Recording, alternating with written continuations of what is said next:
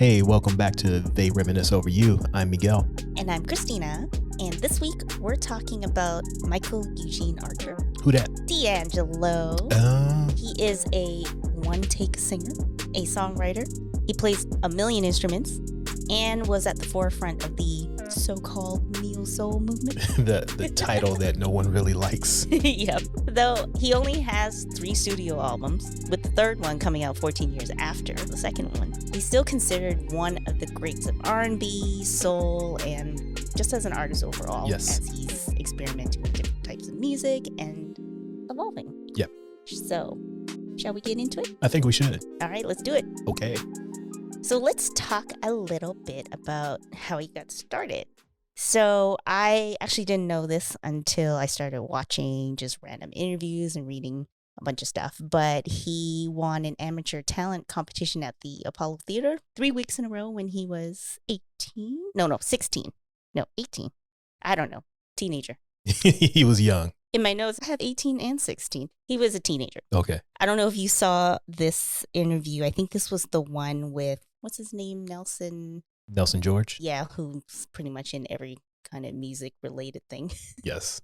He was talking about how like there was a bunch of kids that traveled together on a bus or something to get there. No, I didn't see that part. Yeah, there was a bunch of them just traveling on a bus, and I guess they had some adult chaperones or something. He was saying how they were trying to tell him what to do. They're like, don't sing a gospel song. You're going to get booed. And he was dead set on singing a Peeble Bryson song. Well, that's random. Yep. And so he said just before he was about to go on, there was a girl singing a gospel song before him. And she got booed? He said they booed the shit out of her. And she was crying. Oh, man. The Apollo used to be ruthless. Yes, I'm like, oh, man, they'll boo you for singing a gospel song. They would boo you for anything at the Apollo. He didn't say if he ended up changing his song, which he probably didn't, because I don't think you could just change it last minute. But then he said, then they introduced him as this kid from way down south. And then he said they went, boo, before he even came out. Oh, that's harsh. He's from Virginia? Yeah. Way down south. So then he said they booed him before he even came out, but he still won them over, made it back to the next round. But this time, he's like, I'm going to sing something a little more up-tempo. Okay. Rub You the Right Way, Johnny Gill. Wow. And he said he won first place with that one. As a teenager, he's singing Johnny Gill's Rub You Yeah. the Right Way. I need to see this. I was trying so hard to find it. You know how I try not to use Google because privacy? Yes. But when I'm really desperate and I can't find it on DuckDuckGo, I will go to Google, and I still couldn't find it. I found an old video of Lauryn Hill getting booed when she was on the Apollo. But I'm like, okay, if this 13-year-old Lauryn Hill video exists, why can't I find D'Angelo singing Rub You the Right Way? He had it scrubbed from the internet. He doesn't want us to see it. Yeah, so I want to see that really badly. I just think it would be hilarious to see a teenage D'Angelo singing Johnny Gill. Yeah, because I can't imagine his voice. Yes. The way it sounds now, trying to growl and sing Rub You the Right Way. As a teenager, too. So you know his voice was even higher and sounding like he needed to go through puberty probably. Yeah. Yeah, I think we're going to have to track this down. I don't know. I hope somebody has it. I tried, but maybe you should. Yeah, if anybody has a connect to D'Angelo out there, tell him to post it on Or Instagram. the Apollo archives or something. Yeah, let us know so we can see it. Another thing I found out that he was briefly in a hip hop group called IDU. What does IDU stand for? Intelligent, Deadly, but Unique. Oh, God. We don't know which. It was him and 2 friends, so we don't know which one's which. I don't know which one's which. I couldn't find that info. That's a very 80s, early 90s name. Yeah, so apparently as a group, they cut a demo tape, but that demo ended up getting him signed as a singer. Yeah, I saw that he ended up getting like a songwriting deal before his recording contract. Mm-hmm. Which is how he ended up with his first major success, which we do know. I didn't know all this other stuff, but we do know about You Will Know. Yeah. The Black Men United song that we had talked about in the Tevin episode, actually. Right. And I obviously, like I said then, didn't know who the hell he was. So some kid on the piano. Yeah. So I had no clue. And even when you mentioned it during that episode, I didn't even realize it was him. So I had to go back and watch it. Well, I mean, Brown Sugar ended up coming out a year later in 1995. So when Brown Sugar came out, I recognized him right away. I was like, oh, he's the guy. Not me. In the You Will Know video. Not me. It was 2021. Because I hadn't seen the video since the 90s. Yeah. So I did not recognize it because I'm too busy looking at all the stars that are in it. So, I mean, that's a pretty big, like, first success. Yeah. So he co-wrote and co-produced it. His brother also co-wrote it with him as well. So that was in 1994. And as we mentioned just now, and also in the Tevin episode, like, every Black male R&B singer was pretty much on the song, solo or group.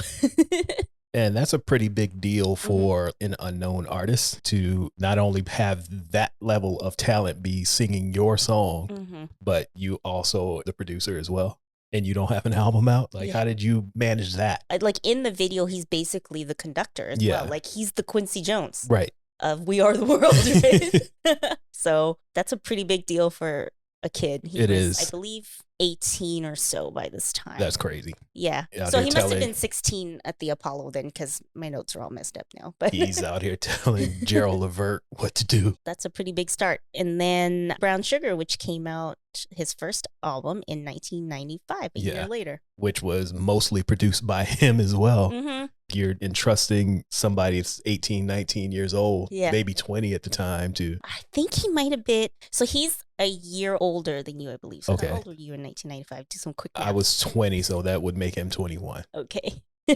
Even then, like an unknown artist. But, you know, he's probably working on it for at least a year or something. Letting him write, produce, and play basically all the instruments. Do everything by himself, basically. Like him and Bob Power is credited on it as a producer. He's an engineer who used to work with like Tribe Called Quest. So I don't know how much input he had in terms of actual production or if it was more of we need to turn this down, turn this up. I remember him talking about Bob Power in one of the interviews. I can't remember what he said exactly, but I did think he did have a lot of influence. Yeah, enough to be credited as a producer. Right. The only other two production credits are on Brown Sugar with Ali Shaheed Muhammad and on Lady with Raphael Sadiq. So that's pretty good company to be in on your debut album. And I think what made this album stand out at the time is, so this was released in 1995, and we've mentioned many times around this time there was a lot of that hip hop R&B sound. Right.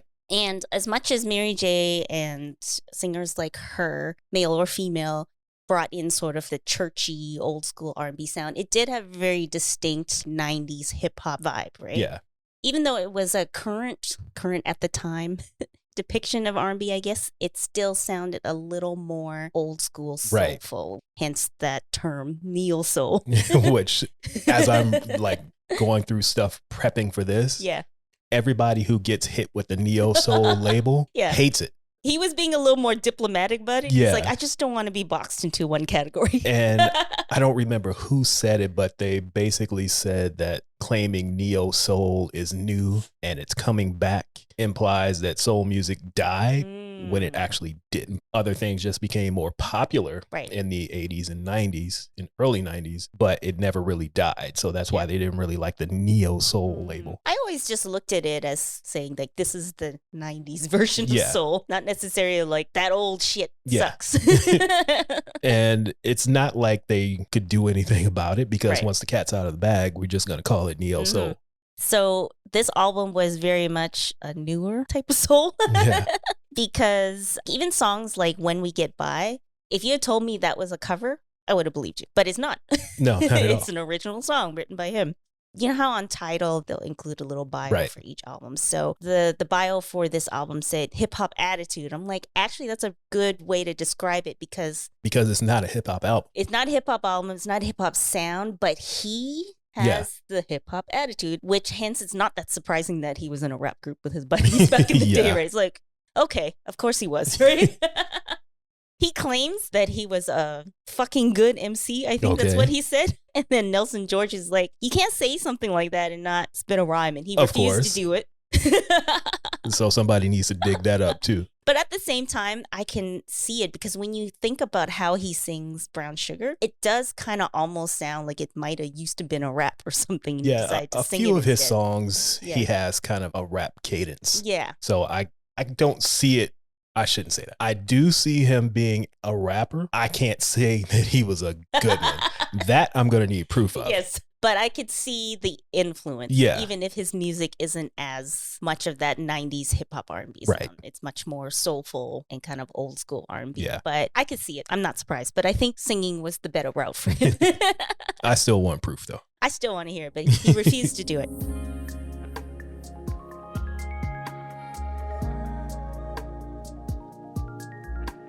The other thing that I always thought was hilarious about one of the songs on this album is he can make a song called Shit Damn Motherfucker and make it sound like a cool, jazzy, smoky club song when he's talking about, I'm about to go get my 9, because he catches his woman cheating. With his friend. Yeah, with his friend, and then he ad-libs, motherfucker. Hilarious. I remember showing the song to a friend of mine, so probably 95, teenager, like 14, 15 or something. And she was like church girl and, didn't listen to this kind of stuff and swear And this words was and a bit too much for her. She was like, that does sound nice, actually. Oh, that's funny.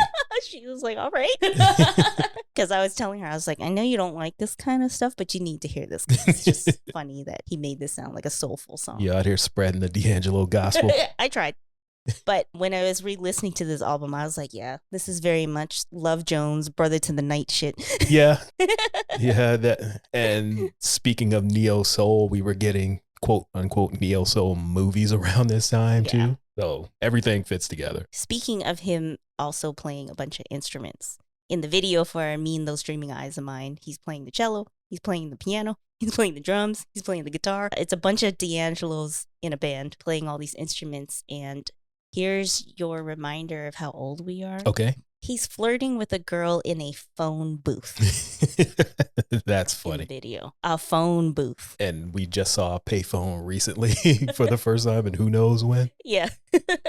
Oh, man. The funny thing about him playing all the instruments in that video is he actually didn't play those instruments at the time. Okay. Because I was reading that he learned to play guitar after Voodoo. I was like, I've never heard him talk about playing a cello. But and we know he plays piano. And yes. I also knew he played drums and guitar, so I just assumed he played those at the time. No, he learned guitar after Voodoo when he kind of disappeared for a while, but we can get to that later. Because he did mention that when he played piano, he would try to mimic guitar sounds in one of these many interviews that I watched. So I guess maybe that's why I assumed he just played all of it. Nope, he said he learned then. Did you watch any of the videos? I watched Lady. Okay. I watched the Lady remix, and that's it. Okay. Another thing about this album, if you are streaming it, there are 2 versions. There's the regular brown sugar version, and then there's a deluxe edition, right? Yeah. Or at least on Tidal. I'm assuming all streaming services has the same version. So even though the regular version says brown sugar is, it has the explicit label, he says the N-word in the song and they bleep it out, but it's so annoying because instead of just like silence or something, they use like this horn tweaking sound. I don't remember that. Oh, it's so annoying. And I couldn't remember which version had it and which one didn't. So if you're streaming it on Tidal or other streaming services, listen to the deluxe edition. That's so funny. that you don't hear this. Oh, and also another thing I noted when I was watching the Brown Sugar video, he is one of the few people, like, I hate smoking so much. I hate cigarettes so much. Yeah. But he makes chain smoking look cool. I can't go that far because I hate smoking too, but he's a musician. That's what they do. It fits his aesthetic. Yeah. He's a jazz man at heart. So what was your impression of this debut album? I liked it because, as you know, I have an eclectic musical taste. Like, I'm deeply entrenched in hip hop, but I listen to like Sly and the Family Stone, Parliament, and Funkadelic, and a bunch of stuff like that from the early 70s. So that's why it kind of fit, and I didn't find it weird.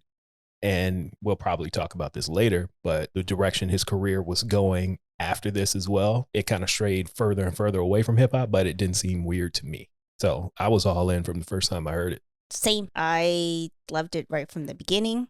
Unlike some folks, I didn't need to see him shirtless to be interested. It's funny that the whole shirtless thing ended up being such a problem for him. Yeah.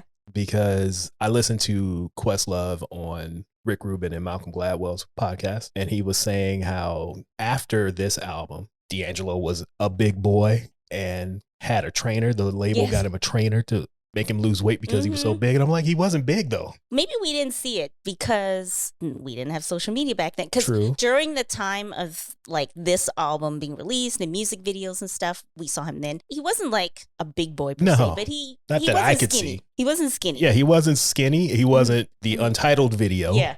But he didn't look big to me. I remember seeing him in an award show where I could say he was a little chubby, but not even like, it's just like, okay, he's not skinny. Right. He might be an extra large instead of a large. Right? Yeah. Like it wasn't like this guy needs to lose weight. Yeah. And even fully clothed, he always had a lot of sex appeal. Like him, like LL, always licking their lips and stuff, right? I mean, I guess obviously if you've seen the Untitled video, that's more than him licking his lips while he's wearing a leather coat and baggy jeans. But I just think it's funny that so many people kind of almost discovered him through the Untitled. I don't know if it's in his head thinking like, oh, people just like me for this now. Yeah. Or if that actually helped him gain more mainstream appeal. It's hard to say because I was just a fan from the beginning. So I think it was hard for me to see whether that made that much of a difference. I can see it, and I will get to it when we get to Voodoo. Okay. So what was your favorite song on the Brown Sugar album? My favorite song is the Lady remix or Me and Those Dreaming Eyes of Mine. It's a tie between those two because the Lady remix gives me my hip hop sensibilities. Yes. And Me and Those Dreaming Eyes of Mine is kind of old school. Right. So I get a little of both. Okay. Depending on your mood. Yeah. What about you? For me, it will always be Lady. Okay.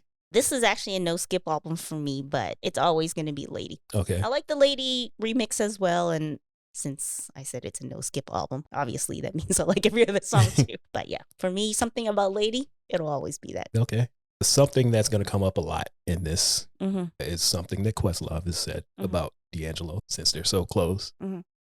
He was talking about how he basically talked himself out of working on the Brown Sugar album because he was hating on 90s R&B singers. Yeah. Which is funny because of all of the stuff we think of Questlove being a part of since then. Yeah. It's like, why are you hating on singers? He just said that the singers of that time really didn't touch him in the way that old 70s soul singers did. So he was like, I don't feel like working with no D'Angelo. Who is that? So he basically just like, nah. Wrote him off. I'll pass until he heard the actual album, which we mentioned on the Source Awards episode. Well, the bonus episode on the Source Awards, when he said that as he's running out of the theater at Madison Square Garden, when Snoop is on stage talking about, y'all ain't got no love for Dr. Dre and Snoop Dogg. He grabbed his date and ran out because he was like, some shit's about to go down. It's like, it's getting ugly in here. I got to go. And he just said that this guy basically chases him down to give him a cassette. And it's like, I think you'll like this. You need to listen to it. And he said if there was a garbage can around, he was going to throw it away. But he threw it in his pocket, ran back to the hotel, gets to the hotel and pulls it out, and he sees Bob Power's name on the back of it. Bob Power was the engineer for The Roots. So he's like, if he's working on it, let me go ahead and check this out. So he said he put it in and was like, this is fucking amazing. I need to find this guy. And he said for the next year, he searched and tried to track him down and get in touch with him. And finally he did. Well, this was actually, he talked about this again in that interview with Nelson George, because he ended up bringing up Questlove a couple times to chat. So all this time, this year where he was trying to figure out how can he bump into D'Angelo again. Yeah. D'Angelo was saying that he was in search of a new drummer. And he went to a Roots show. I can't remember if he said he did it on purpose to see Questlove, but he was at a Roots show. And then Questlove said when he realized that D'Angelo was there. He basically ruined the Roots performance trying to impress D'Angelo. He's like, that was basically my audition, because D'Angelo has a specific style that he uses for his drummers. And he was saying how, like, when he started trying to drum in that style, his band was looking at him like, what are you doing? Like, why are you messing up the cues? And, well, obviously it worked. Yeah, because he said he saw him and Erykah Badu at wherever they were performing. Yeah. And he saw them in the back of the room. And that's when he decided that he was going to throw in some Prince drum rolls just to see if he would respond. And he said his head whipped up when he did. And he was like, I got that motherfucker now. And from then on, they were working together. Kindred spirits. Yes. So the style that he calls it, they call it like a drunken drumming, basically, which I never noticed before. And he kind of explains that it's a looser style, basically, right? And he was saying how he spent his whole career trying to be so exact and perfect. Right. And then D'Angelo comes in and is like, no, don't do it like that. Yeah. It's like, people are going to laugh at me. Like, why are you so sloppy? And it's interesting because, you know, musicians, they just have like a different ear. As much as we can hear the music and we can decide what we like and don't like, blah, blah, blah. They have a different ear. And I couldn't really catch what he meant by this drunken drumming until I saw an interview with Questlove only. And he was mimicking the drum sounds with his mouth, right. not an actual drum. Then when he pared it down to just that, I could hear how it almost sounds like it's offbeat. Right. And I'm like, oh, I get it. And it kind of reminds me of that video clip we saw of Harry Connick Jr. when he tricked his audience into everybody back on beat. Yeah, so there's this clip of Harry Connick Jr. performing somewhere, and his audience is clapping on the 1 and the 3. Yeah. And he somehow slips in this like 5th beat to trick them into getting back to the 2 and the 4. And they did. And didn't even notice. And it's like a magic trick. How did he do that? Right? And so that's what made me think of when he was explaining this drunken drum pattern that they were doing. Yeah, it's something that us regular folk wouldn't catch until it's pointed out. But then as soon as it's pointed out, it's like, oh, duh. I think he said it took him like a month to like actually get it. Like kind of unlearn some of the things he was doing before to do the style that D'Angelo wanted for the Voodoo album. And speaking of Voodoo, let's just get into it.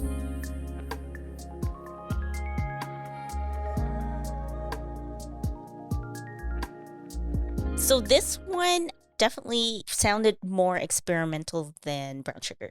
Even though Brown Sugar kind of ushered in a new sound, it was still, you know, more R&B. Whereas this one, you can hear a few more of those hip hop influences, but now you're also hearing more like funk, bluesies, like Jimi Hendrix and Prince, which are some big influences for him. And you can really hear that now.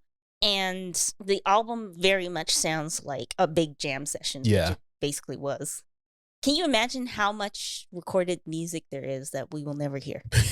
Well, from everything I've read or seen about it, they would just go in and do stuff all the time. Because I think in the intro I said he was a one-take singer because he had mentioned that he does like to record his vocals in one take because he likes how it just sounds natural the first time around. So it's like, how many songs are there if you're a one-take singer? Which kind of goes into what we were talking about yesterday about whether he's a whispering bitch or not.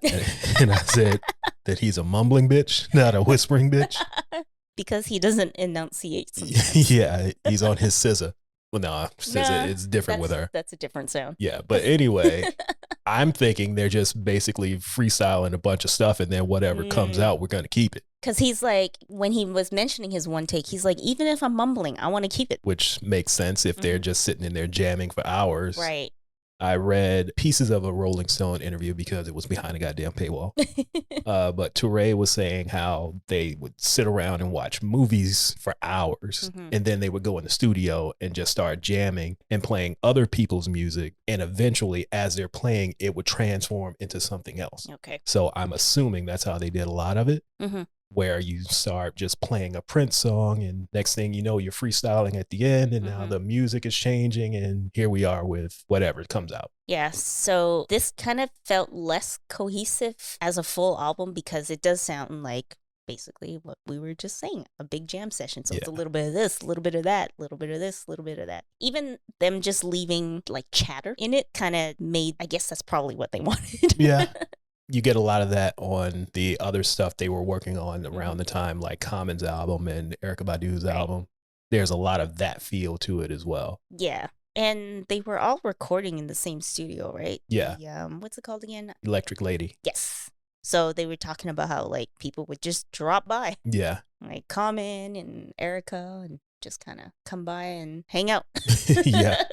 And something I learned during the research for this is the Soulquarians wasn't supposed to be the entire collective. It's only 4 of them. Oh. Questlove, James Poyser, Jay Dilla, and D'Angelo, because they're all Aquarius. And they were just the sole Aquarians. Mm-hmm. And whoever wrote the Vibe magazine article heard them saying that while they were there. And when the article came out, said that they were all the sole Aquarians.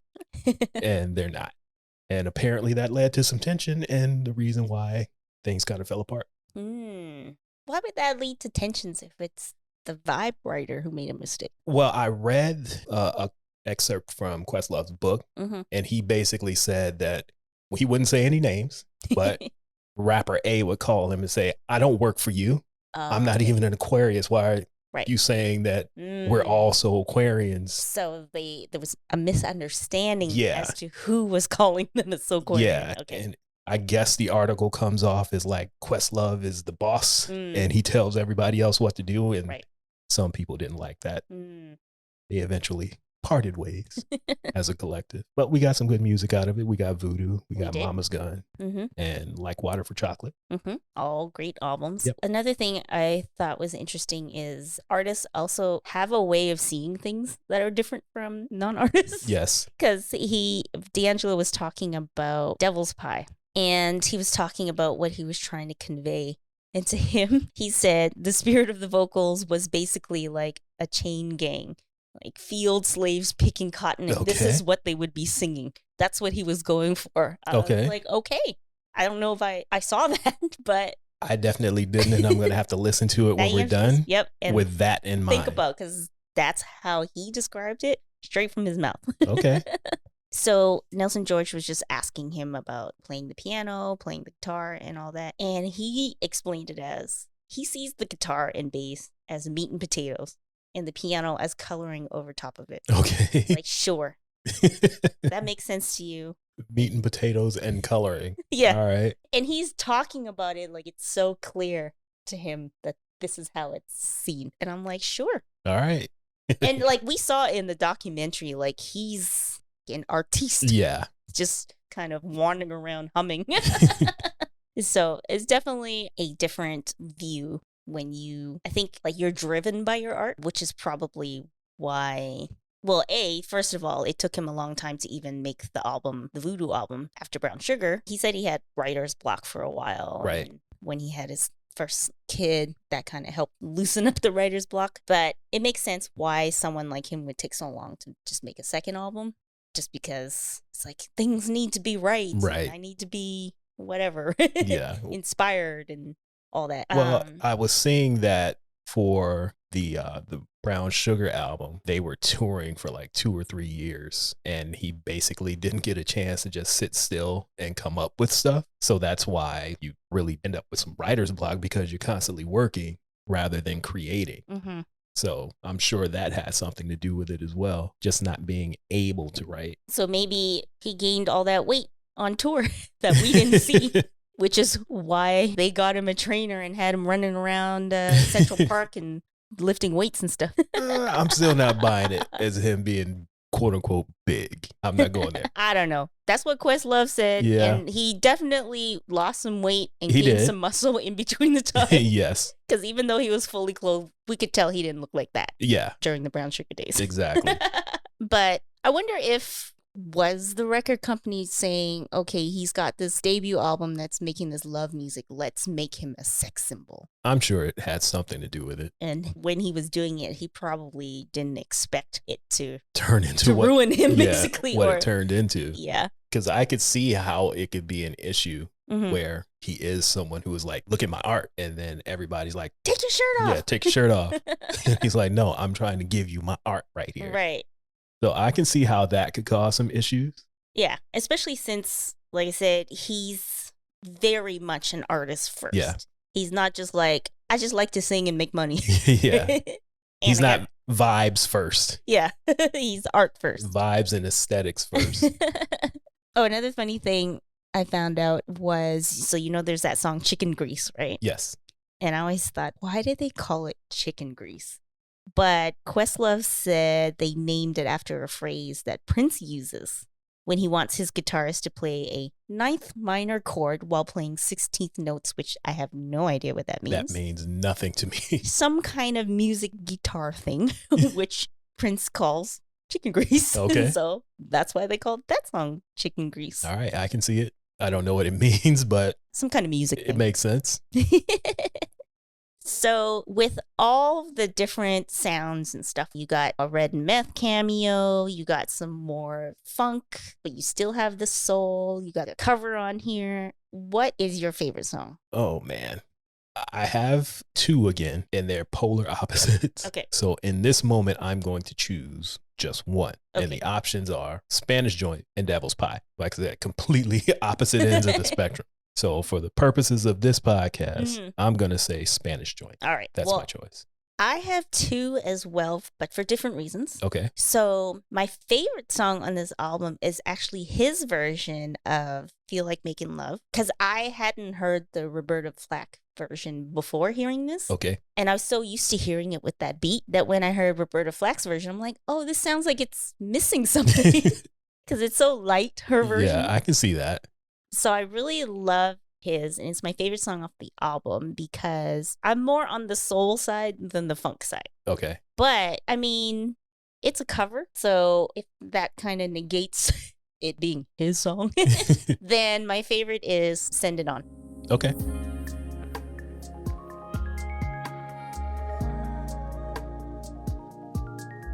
The thing that I wanted to look up, but I forgot since we finally dragged our CDs out from storage, is I kept seeing when I was reading articles about this that, what's his name, Saul Williams? Yeah. I think he had written some stuff in the CD liner notes. Okay. And I just kept seeing it referenced in these little articles and stuff. I'm like, I'll just go look myself.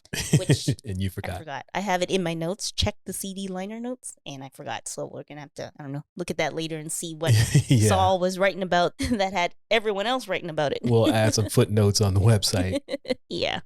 You know, it's ironic that the video for Untitled, How Does It Feel, kind of led him down this spiral. And neither of us picked that as our favorite song. Yeah. It's not that I don't like it. It's just there are songs that I like better. The reason I don't like it as much is because obviously it sounds like Prince. And I want my Prince to come from Prince. So that's why I didn't really gravitate towards it while it was out. Like, I appreciate it more now, 20 years later, than I did at the time, because it was just like, stop trying to do Prince because you're not him. Yeah, I mean, I like the song, but yeah, there's just other ones that I like better. No real reason in particular for me. Obviously, I like the video. But at the same time, I can't imagine, I don't know how to describe it. I think people expect, like, okay, if you're a man, like, why wouldn't you want women screaming after you and stuff? But as you were saying, if he's very much like, here's my art, and they were saying how, like, when he was performing, women and men, actually, they were screaming at him to, like, take his shirt off. Yeah. But not only that, he's saying how they would grab his crotch and stuff, Right. and, like, tug on him and stuff. And, like, can you imagine singing while somebody is trying to touch your parts? Yeah. Like, male or female, that has to be jarring. Especially when you don't want that attention. Yeah. He was, quote unquote, the big boy Right. a couple years ago. Uh-huh. And now he's this chiseled Adonis, and he doesn't want to be the chiseled Adonis. He just happens to be the chiseled Adonis, but that's what the people want from him. And a lot of times performers, even though they're on stage and maybe they're like being very out there, a lot of times they're very much introverts at the same time. And he seems very much like an introvert as well. Right. So even if he's on stage with his shirt off, it's got to be weird for him to have that kind of attention. Well, every interview I saw with him, he would always talk about the differences between D'Angelo and Michael. And a lot of times he just wants to be Michael, but everybody wants him to be D'Angelo. And that led to a lot of his issues. So, I mean, he couldn't have known, but I wonder what he was thinking when they were like, okay, here's the concept for this video. Well, it's funny you say that. I saw something with the director, and of course the song is about sex, but the video, he said he told him to think about your grandmother's cooking. Okay. Think about how good the greens taste and how good the Is that fried why he chicken was sweating? tastes. Yeah. And he how had the good, meat sweats. and how good this gonna taste after church and all this stuff. And that's how they got him into that mindset to just have those expressions and whatnot. He was thinking about his grandmother's cooking and not a woman. You know what? That makes sense. I get it. Yeah. I completely get it. Sometimes I get excited about food too. Exactly. And after I was reading that, I was like, you know what? That makes perfect sense to me. because I instantly wanted some fried chicken. I didn't get it. Was nice to have something for the ladies to look at for once. Obviously, you're going to get excited, but it's just so weird that he's trying to sing and you're sitting there, take your shirt off. Yeah. Like, I totally understand why he would be annoyed. Yeah, and there was one night that a woman threw money at him. Oh, God. And he said, while on stage, he was yelling at her, I'm not a stripper. Wow. So that's how bad it got. Yeah. That you have people throwing money at it. Do you even like him? Or you just like the idea of this, Yeah. basically. When I was reading one of many articles written about the video, the thing that they pointed out, which makes sense to me, is because, he had the low cut pants. Right. But it would never go too low. Yeah, right. In reality, he was just wearing some low cut sweats or something. But the way they talked about it was how it was filmed. It wasn't lewd. It was more artistic. Right. And it forces you to use your imagination a little bit because he's not actually doing anything. Right. He's thinking about chicken. Yeah. Chicken and peach cobbler. And so to me, I think I understand maybe how in his mind he could have seen it more like as part of his artistic expression, right? Yeah, that completely makes sense. To think of him as like a stripper and throw money at him is just so weird as a fan. Like, I get all of the lust that goes with it, but to take it that far to make him just like not want to do this anymore, it's a lot. Hey, they just lucky that it wasn't Kevin Gates because he kicks people in the face who grab his crotch on stage. Yeah. And obviously he must be a sensitive soul for it to kind of bother him so much that he disappeared. Yeah. But in terms of that causing his popularity, I can see that too, because in a couple other episodes that we talked about with how hip hop was taking off in the same time period, he would have been right in that mix too, because the video was all over BET and MTV. So it was the perfect time for somebody to be in that position to take their career out of here. You know what? I kind of take that back. Like, I can see how someone who's maybe never really heard of him before, someone who's, watching MTV's TRL or something, right? And they're seeing Britney Spears and Christina Aguilera. And then this guy shows up and you're like, oh, who's this hot stud, right? Who would never really listen to D'Angelo, who's now like, oh yeah, I like this guy. He's hot. Yeah. So you have that, and then you have women who probably never would have looked twice at him because he was a chubby boy. Because he was a chubby boy. Now they see this. Yeah. And then you have those girls and women and their men looking at him like, why can't I get some of this affection that you're giving to him? Yeah. So and now the men are mad. Yeah. So now they're mad. But at the same time, they're listening to the song. Is like, what is about this song that they like? So I can do that too.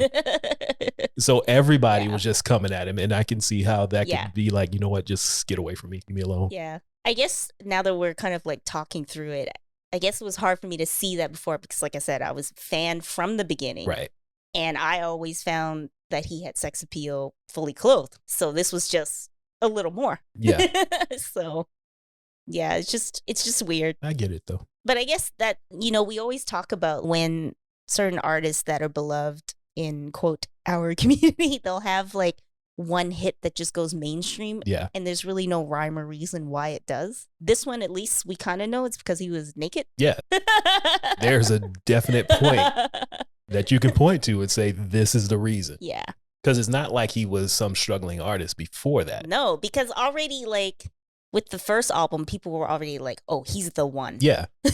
And then you have the pressure of that too. Yeah, that doesn't help. Being the chosen one. Mm-hmm. So yeah, I can see it.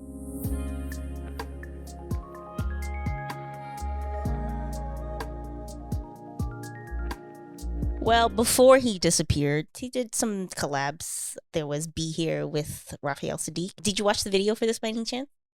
I did. Okay. Because I forgot that I did. Did you notice? I like this song. Okay. Did you notice who Raphael's love interest was? I didn't. It's Jada from The Shy, Emmett's mama. Oh, yeah. As soon as she came sauntering out of that car, I was like, I know this face. I didn't even catch that. Yep. Before she was playing people's mama. Right. She was a hot mama. Yes. 15, 20 years ago. Yeah. Yeah, that's one of my favorite songs of Raphael's. That's going to be stuck in my head. Yeah, I really like that song too.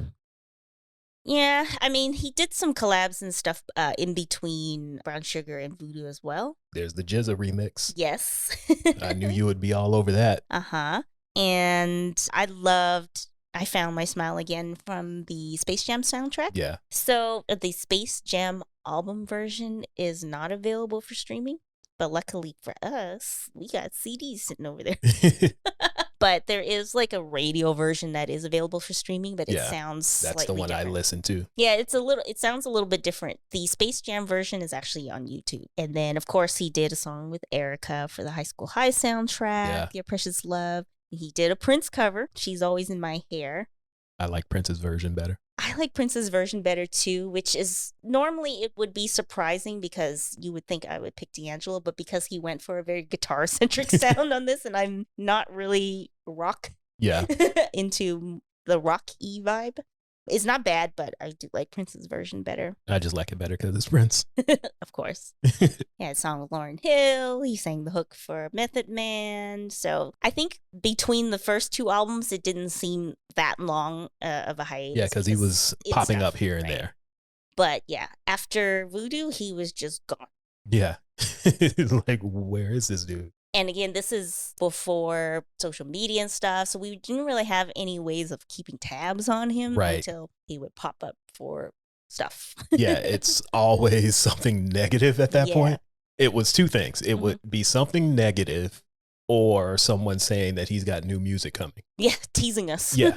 It's like, oh, the album will be out in 6 months, and then 2 years later, there's nothing. Yeah. So he disappeared, basically. And then you told me, guess who's coming to Made in America? And this is 2012 by now. Yeah. And I was like, we're going. I don't care who else is in this festival lineup because I'm generally not good with festivals because my musical interest is just not wide enough. So I was like, if D'Angelo is going to be there, I'm going to be there. Even with that, before the Made in America announcement was made, there was talk about him actually going back out on the road. And after 10, 11 years, that I was like, all right, yeah, right. Yeah. We'll believe it when we see it. And then he actually showed up and performed somewhere in Europe. Okay. It's like, oh shit, it's actually happening. And then, of course, some footage leaks to Twitter, and it's like, oh, he's actually doing it this time. Yeah. So then they did the European tour, and that's when they made the announcement about Made in America. And of course, I'm like, you're going to be all in on it. Yeah. So I'm going to go to this 2-day festival for a 1-hour performance. Not me. I was there to see other people. Well, I figured there'd be somebody else we'd want to see too. But I mean, that was the driving force for me, though. Was this the first year or second year? This was the first year. Oh, yeah, because I remember we had to stay in that same spot because we had to wait for Jay-Z to come. Yeah, it was the first year. Yeah. It was a good lineup, I thought. I don't even remember now. I just remember him and Jay-Z. Yeah, I have it here in front of me. I think I wanted to see Miguel, but we couldn't leave the spot. Yeah, we could hear him, but we couldn't see him. Like, we could see the video screen at the other stage, but we couldn't see him. Because if we had left where we were, we wouldn't have been able to make it back. Because we were fairly close to we had a pretty good spot at the stage at that point. Yeah, it was Jay-Z, Drake performed that day. Well, he performed the next day. We went back to the hotel. I think we watched him for a little bit. Yeah, we watched a little bit. And then went back to the hotel. Now, mind you, this is not Drake of today. This is Drake in 2012. So he was still on the way up. But big enough to headline the second night. No, he wasn't. I thought he was the headliner. No, Pearl Jam was the right. the He was just before Pearl Jam. Okay. So he was the lead up to the headliner. Yeah. So day one was Jay-Z, who we enjoyed. We didn't enjoy Calvin Harris too much because he's a white guy pretending to be black with his name. He probably would have played that one Rihanna song. I don't even remember. Was it We Found Love? Now I can't remember. One of her dance songs is with him. That's I don't remember anything about his performance. For some reason, I remember Passion Pit. I had never heard of Passion Pit before that day. Is that an artist? Yes. I don't know who that is. And I don't even remember. I don't know who they are still to this day. I just remember the name was Passion Pit. I completely forgot. Gary Clark was good that day. Yeah, I like him. He's not usually my style, but I like him. He's a good artist. Yeah. Janelle Monáe, Rick Ross. When we first got there, he was performing. I remember that. And then D'Angelo was pretty much all we wanted to see the first day. And then day 2, we got to see. And Jay-Z. Yeah. We got to see Run DMC. Yes. Jill Scott. We could hear Odd Future from the other stage, but at the time I didn't want to hear them either because they were a little too wild for me at that point. But now I'm all over Tyler, the Creator. So it's a bit of a switch. We saw Solange. Yes, that was fun. We heard Rita Ora. I don't remember even hearing Rita Ora. I do. But seeing D'Angelo was good for me because I had never seen him live before. The only performances I had seen is like on award shows or same. Something like that where he's performing 1 or 2 songs. This was before Black Messiah.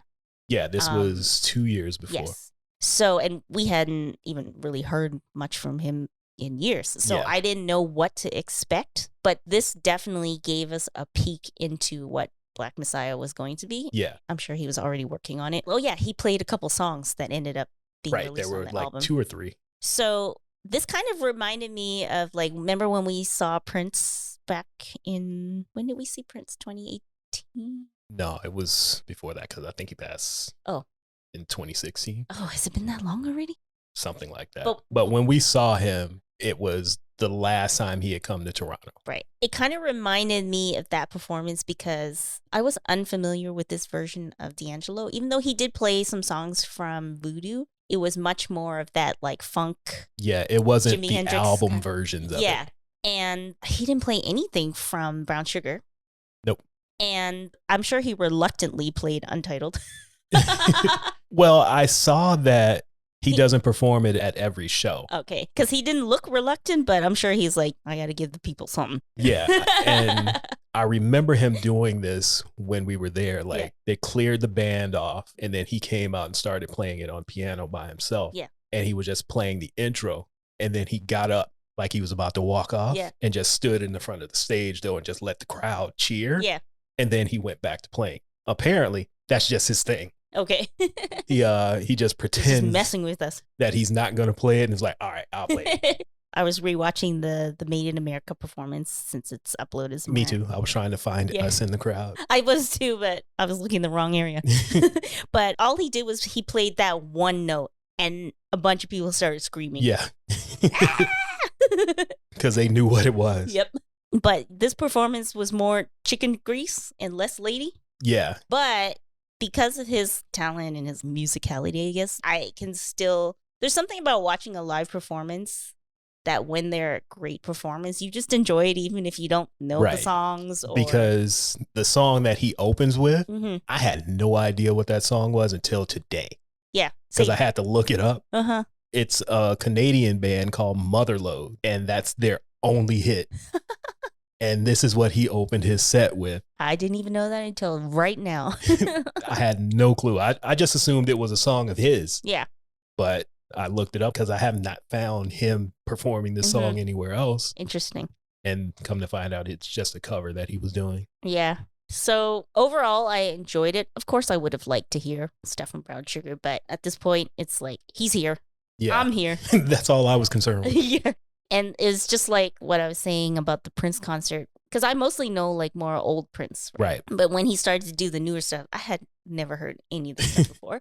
But I was still just like, this is amazing. Yeah. When you're there and you're watching them perform and you can see how talented they are, you can't help but kind of be swept up in it. So as much as I would have liked to hear some of the old stuff, I wasn't disappointed with the performance. Yeah. And it was just taking a little bit of time because we didn't know the songs. Yeah. Like when he did the charade, I'm like, do I like this? I don't know if I like this. Yeah. And then after about a minute, it's like, I like this. Yeah. It just took a while to catch on because we didn't know the song. And hearing it for the first time in that kind of environment is weird because you don't get to hear it because there's people screaming and yelling. So you're missing a lot. But I ended up liking it. And that's one of my favorites on the album. Me too. It's not my favorite, but Me neither, it's one of my it's favorites. One of the favorites. Yeah.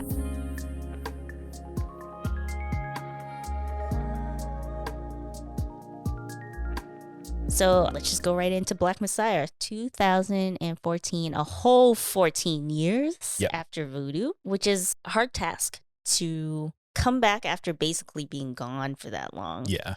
And knowing that people have so much expectations for you and actually delivering. And what's funny is I didn't remember this, but it was one of those albums that just dropped with no promotion. Yeah, I didn't remember that either. Because it was supposed to be out a few months later. I think because we kept hearing that it was coming. Yeah. That's probably why I forgot that it was kind of a sneak drop. Right. But this one was definitely a more evolved version of him, more confident, and had political undertones or overtones. And definitely more like rock and guitars and stuff. Yeah, this one is more Sly and the Family Stone, funkadelic, that type of quote unquote R&B, where it's more guitar driven, heavier drums. Although there are a couple on there that kind of fit into a jazzy type realm, but that's pretty much what this is, like a psychedelic rock album. I remember seeing the charade, like I said, back at the Made in America Festival. And I remember, like I said, do I like it? Do I not like it? I like this.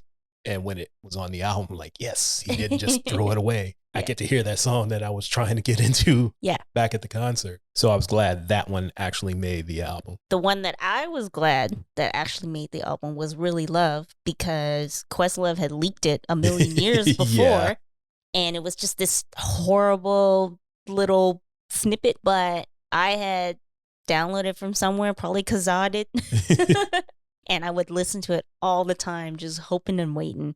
And so when I saw that was on the album, I'm like, yes, I finally got it.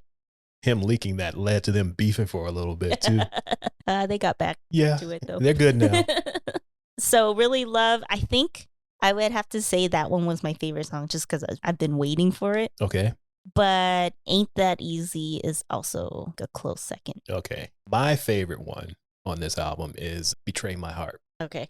For me, this is kind of similar to the Made in America performance, where I'm not disappointed by it, but it's not my favorite album overall, just because it's less of what I listen to. Like you were saying, it's more of the sort of Sly and Family Stone, and I don't really go that far into the funk. I prefer samples.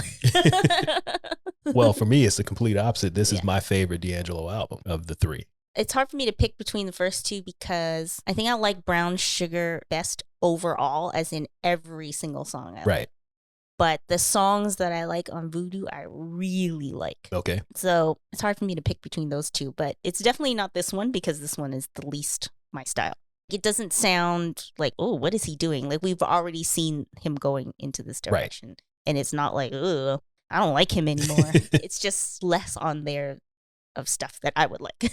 Yeah, for me, it's like you said, the transition into it. And this is where it was perfected. Like, you can see hints of it on the first two albums, but this is where it all came together. Right. So despite it coming out so long after Voodoo, it's not a shock. It doesn't sound weird. It still sounds like him, but it just sounds like him deeper into what he was trying to do before. And it would be really weird for him to come out 14, 15 years later. And singing then, Lady.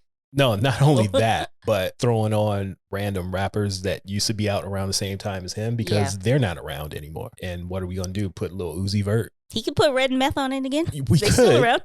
We could, but were they making albums at that time? They were doing TV and movies. So I don't know. It's like the people, his contemporaries really weren't there. So you can't really throw on Q-Tip on a verse because he's not doing music right now. But hey, that's just me. I think he just didn't want to. But at the same time, Tribe Called Quest did have an album come out around the same time as this. There you go. So they could have. They could have. I'm glad they did.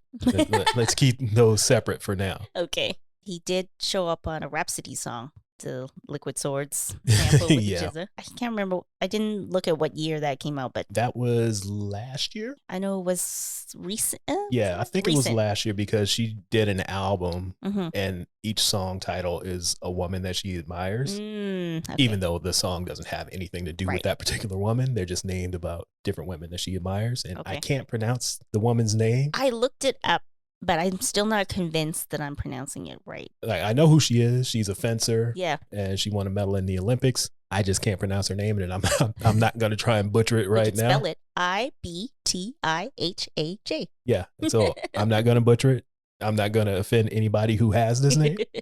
But y'all know what it is. He wasn't in the video. No. I was hoping he'd show up, but he didn't. He didn't. Mary J. Blige did, though. She did. And Roxanne Shante. Yeah. And of course, the Jizza, since he was on the song. Yeah. But I was like, of course, Mary J. Blige just loves showing up in videos. I'm not That's what surprised. she does. But the video's creative director, one of her besties, Misa Hilton. Okay, well, So there you go. now we know that makes even more sense. Why Mary J. would just be randomly dancing. And just dancing in the background. All in the video. Not saying anything.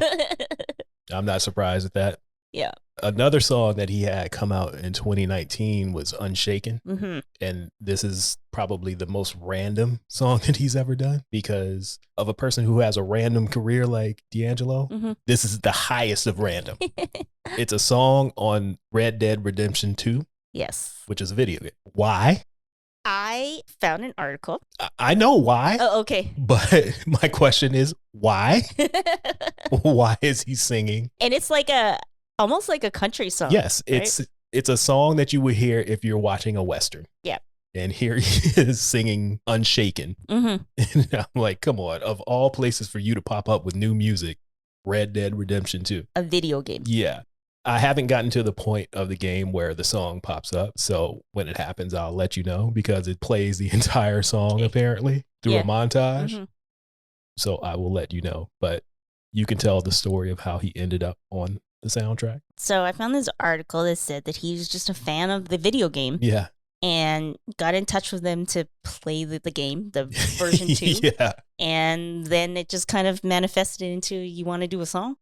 Because I'm like, why would you have to get in touch with them to play the game? Why don't you just wait for the game to come out? He loved it that much. That he was just like, let me see if I can just go to them directly and just play the game. And they said they would let him come down to the studio and he would play it from like midnight to 5 a.m.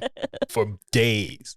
And finally they were like, hey, you want to be on the soundtrack? Okay. Yeah, originally it was supposed to just be in the game, but they decided to actually release it as a single. And like I said, I haven't finished the game yet, but I know where it's supposed to happen. Yeah. So I will let you know. Okay. They play it twice. Okay.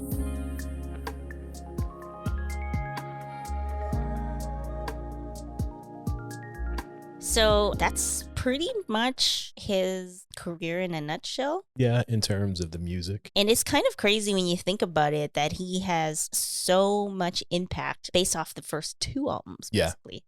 Because usually people who have this much, I guess, impact have like lots of albums. Yes. I mean, 3 is still pretty good. Like a lot of people don't make it to 2. Yeah, exactly. Again, this was all based off of the first 2 albums, but I guess when the talent is there, you don't have to just be pushing stuff out all the time. Right. People will just wait for it. We want it a little quicker than 15 years, but when we get it, we're happy with it.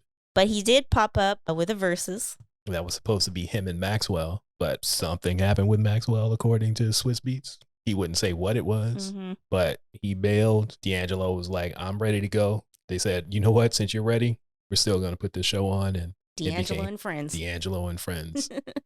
It would have been better if there was more crowd participation. It just seemed really dead just because it was him and DJ Scratch, basically. Well, I think at this time, you know how the later verses, they were actually like concerts basically. Yeah. But I think at this time they were still keeping it very only the performers. Yeah, basically like if you don't need to be here, then you can't be here. It was good to see him. It was, but given the circumstances. Yeah, I would rather it be in front of a crowd. But this is pandemic times. Yeah. We don't want him to get sick. No, we don't want that. But I would like to have seen like some crowd response. I found this stream online and I was kind of rewatching some of it. And I think my favorite part was that he played Shook Ones and made it go into Feel Like Making Love. I'm like, that's the D'Angelo that I like. I'm going to have to go back and watch that again. I have a timestamp. Okay. So, and I think he played, I can't remember what was The World Is Yours, but he played a Nas song as well. And I was like, this is the kind of like fusion of R&B and hip hop and whatever that I like. But yeah, I was definitely the Mobb Deep going into Feel Like Making Love. I'm like, all right. That's a win-win for you. Mm-hmm. So outside of the verses, if you have a Sonos speaker system, there is a station called Feverish Phantasmagoria. I don't know what that means, but he is the curator of that station. for whatever reason. It's not available here in Canada, but it's available in US and other countries. So I heard the first DJ mix that he put together himself. It was pretty good. It's basically all of the people that influenced him. So I don't know if you got a chance to listen to it, but not yet. You might not like it because it has a lot of that psychedelic rock, but then he also throws in some De La Soul too. So it's basically D'Angelo. Cafe background music station. And we listened to Erica's station that she curated. It's all over the place. So I'd assume that his is probably the same way. I would imagine. I feel like they have a lot of crossover in terms of influences. So like I said, if you do have a Sonos speaker system, go ahead and check that out. Yeah. And also, if you can get a chance to see it, it's kind of hard to find these days, but there's a documentary that came out in 2019 called Devil's Pie. Someone just basically trailed him for a couple years and documented his comeback and up to just about before the album came out. So if you want to check that out, if you can, go ahead and do that too. Yeah, since right now it only seems to be available like special screenings and festivals and stuff, right? So we got lucky enough to see it. Yes. It was at the Hot Docs Festival here in Toronto, but I didn't realize that it had only been on the festival circuit since then. But if you get a chance, check it out. Got anything else you want to add? Just go on YouTube, put his name in, and just look at all these live performances, and you'll see different renditions of the songs you know and love. Like that interesting version of Shit Damn Motherfucker that he played at a jazz festival. At the Montreux Jazz Festival. Like, okay, this is how you're going to open the show? He was going in. And then there's the performance with Questlove. At Brooklyn Bowl. The one song I saw from that performance was Tell Me If You Still Care by the SOS Band. Yeah. So there's just so much stuff. Even though he was gone for a while, he's done a lot of performances. Yeah. So we'll put links to everything on the website so you can check out the performances and all that good stuff. So you can see what we've been talking about. I thought this was going to be a short episode since he only has 3 albums, but Wrong. I guess we can just gush about him forever. Yeah, because he's one of my favorites. He's obviously one of your favorites. Yes. So we thought there was going to be a 30-minute episode, but we are wrong. But we are going to wrap up now. We are. On that note, thank you again for listening to They Reminisce Over You. We appreciate everybody who's continuing to listen and come back. Our numbers are going up. Shout out to our people in Zimbabwe. I'm going to shout out a different country every time we do this from now on. Yes. So my people in Zimbabwe, this is for you. Make sure to check us out on Twitter and Instagram and follow us on both if you're not already doing so. Go to the website, check out the transcripts, see the links that we're talking about for the references in this episode. Or read the transcript because sometimes we crosstalk and mumble and all that. And so if you need to check it out that way, feel free. We're also putting together a playlist, so you can check that out on Spotify. We'll link to it on the website. And also you can listen to the Music Plus Talk edition on Spotify as well, if you want to hear with an embedded playlist. So it'll be a little bit of talking, a little bit of songs. Yeah. So check that out too. Anything else you want to say to the people? Let the man live. And keep his shirt on. Let the man keep his shirt on in 2022. We will see you guys or talk to you guys again in 2 weeks. Bye. Bye.